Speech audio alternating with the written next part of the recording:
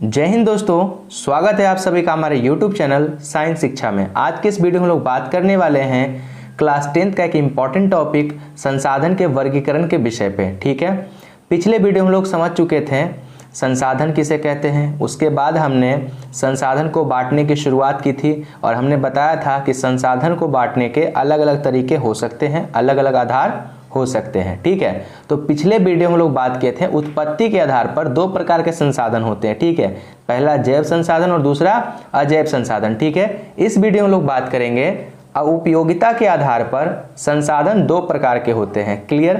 उपयोगिता का मतलब होता है कि किसी भी चीज को आप कितना बार यूज कर सकते हैं। ठीक है, किस तरह से यूज कर सकते हैं। क्लियर?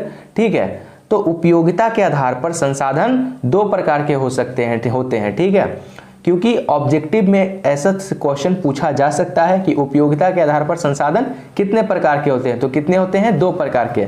पहला होता है नवीकरणीय संसाधन और दूसरा होता है अनवीकरणीय संसाधन। ठीक है, नवीकरणीय संसाधन को रीन्यूएबल रिसोर्स कहते हैं और अनवीकरणीय को नॉन रिन्यूएबल रिसोर्सेज कहते हैं। क्लियर? आइए थोड़ा सा इसके इंग्लिश पे नजर डालते हैं।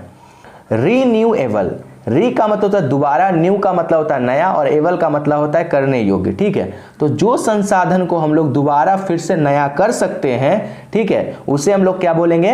Renewable resource. क्लियर? नवीकरणीय संसाधन, नवी का मतलब नया, करणीय का मतलब करने योग्य, जो नया करने योग्य हो फिर से। ठीक है, क्लियर? जैसे अब इसके डेफिनेशन पे बात करते हैं।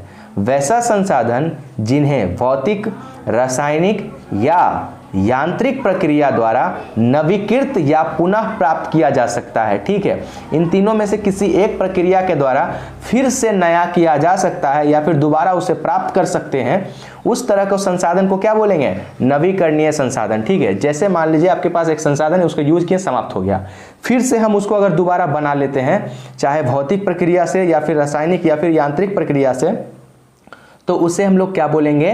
नवीकरणीय संसाधन। ठीक है, उदाहरण के लिए पवन, जल, सौर ऊर्जा इत्यादि एक तरह से कह सकते हैं जो खत्म ना हो। ठीक है, जैसे हवा, हवा खत्म हो सकती है क्या? नहीं।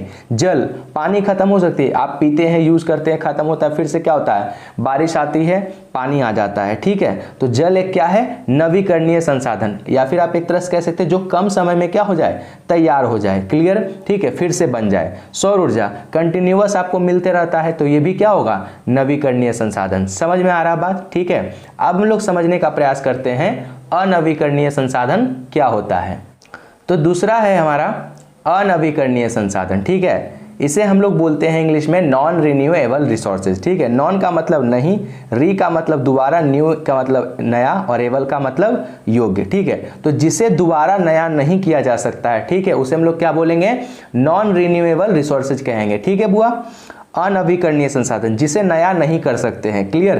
वैसे संसाधन जो लंबी अवधि में जटिल प्रक्रिया के द्वारा बनता है, ऐसे संसाधन जो काफी लंबा समय लेता है बनने में और उसको बनाने में भी जो प्रोसेस होते हैं वो काफी कॉम्प्लेक्स होते हैं, काफी जटिल होते हैं। ठीक है, और ये ऐसे संसाधन होते हैं जो एक बार समाप्त होने के बाद इनके बनने में लाखों करोड़ों वर्ष का समय लग जाता है। तो आप एक तरह से कह सकते हैं कि ये संसाधन फिर से नहीं बन सकता है। ठीक है, क्योंकि इनके बनने में कितना समय लग रहा है? लाखों करोड़ों वर्ष का। तब तक कितनी पीढ़ी निकलेगी, रहेगा नहीं रहेगा, मानव पता भी नहीं। ठीक है, तो इसलिए एक तरह से कह सकते हैं ये कभी बन नहीं सकता, और इसलिए हम लोग इस तरह के संसाधन को क्या बोलते हैं?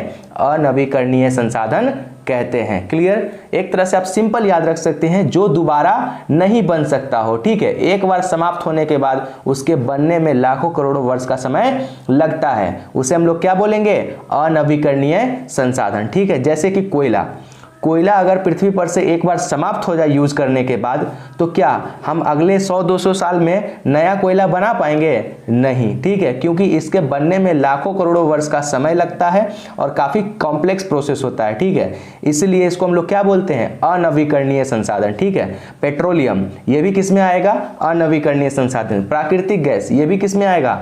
अनवीकरणीय संसाधन। ठीक है, तो आई होप आपको समझ में आया होगा नवीकरणीय संसाधन और अनवीकरणीय संसाधन के बीच का डिफरेंस। क्लियर? चलिए